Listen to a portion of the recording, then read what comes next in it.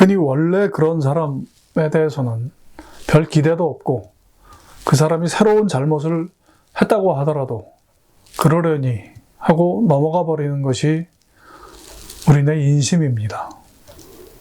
그런데 뭔가 다르려니 하고 기대를 품었던 사람이 원래 그런 사람과 별다른 바가 없다는 것이 밝혀지면 그때는 기대했던 크기만큼의 배신감으로 이어지기 마련입니다.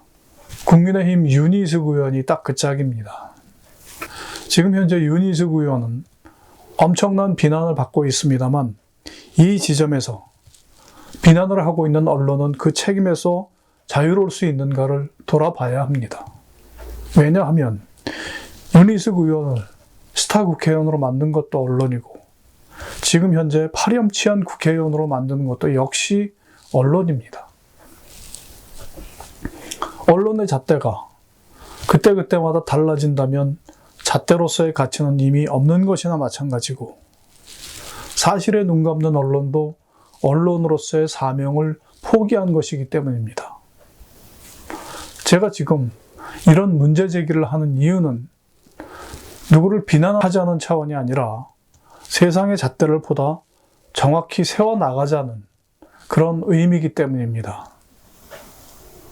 사실 윤희숙 의원은 나는 임차인이다라는 국회 연설을 했던 그 순간에 이미 정리가 되었어야 할 국회의원이었습니다.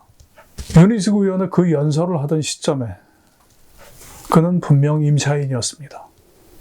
임차인이었던 윤희숙 의원의 지난해 5월 말 기준 재산신고액은 12억 7,871만 원입니다. 윤희숙 의원 명의의 등록 재산 중 부동산과 신고액을 살펴보면 서울특별시 성북구 도남동의 아파트 3억 3천만 원, 세종시의 아파트 2억 1,700만 원, 서울특별시 서초구 방배동의 아파트 전세권 7억 원 등 총 12억 4,700만 원이었습니다. 알려진 바로는 윤희숙 의원은 결혼을 하였지만 현재는 혼자이고 자식도 없습니다. 그런데 당시로서 집이 두 채이고 7억 원의 전세를 살고 있었습니다. 한마디로 행복한 임차인이었던 것입니다. 돈이 있으니 살고 있는 집에서 주인이 나가라고 하면 다른 곳에 전세를 얻으면 되고 그도저도 안 되면 성북구에 자기 집으로 가면 됩니다. 서울 공기가 혼탁하면 세종시에 집으로 가서 살 수도 있습니다. 세상에 이런 임차인이 얼마나 있으며 이런 사람이 임차인 임대하고 임차인 코스프레를 하고 있는 것을 언론이 모르지 않았습니다. 국회의원의 재산신고 내용만 봐도 금방 알 수 있는 것을 언론은 눈 감고 있었던 것입니다. 전세금 올려달라고 하면 대출부터 알아봐야 하고 그도 안 되면 전세값 싼 곳으로 이사를 갈 수밖에 없는 서민들의 가슴에 대못을 받고 있는데도 사실에 눈 감고 있었던 언론은 윤희숙을 찬양하기 바빴습니다. 우리 언론은 정부 여당을 공격할 빌미만 된다면 가짜 임차인이던 임차인 코스프레를 하던 하등 중요하지 않았던 것입니다. 그런 이유로 언론은 공범이고 그런 까닭이 있었기에 이번과 같은 사건도 있는 것입니다. 명확한 윤희숙 의원은 지난번에 임차인 코스프레가 기가 막히게 먹히는 것을 아는 사람 아닙니까?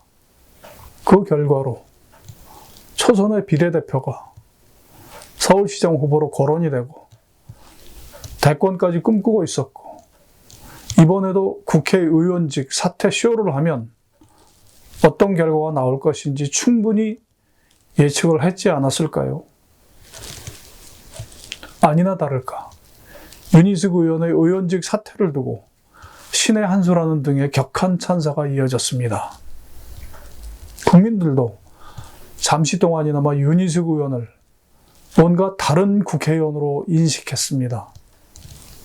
현재 분위기가 바뀌기는 했지만 이 국면은 의도하지 않은 일종의 삑살이라고 봐야 합니다. 윤희숙 의원이 사기성 임차인이라는 것이 바뀌지 않았듯이 언론의 본질도 바뀌지 않았습니다. 물론 전체 언론을 일반화할 수는 없습니다만 언론에게 사실은 먹잇감일 뿐이고 때로는 먹잇감을 위해서 사실을 창조하기도 합니다. 흔히 사실을 진실로 오해를 하지만 언론에게 진실은 항상 저 너머에 있습니다. 서울 동대문에 사는 80 노인이 조그만 텃밭도 아니고 3,000평이 넘는 땅을 직접 농사를 짓겠다고 무려 8억 원이 넘는데 딸의 집이 있는 동네에서 매매를 하는데 의절하고 사는 것도 아닌데 딸은 몰랐다. 이런 황당한 말을 진실이라고 주장하는 사람이 있다면 여러분은 어떻게 하시겠습니까? 저 같으면 귀싸대기를 올려붙이겠습니다. 시청해 주셔서 고맙습니다.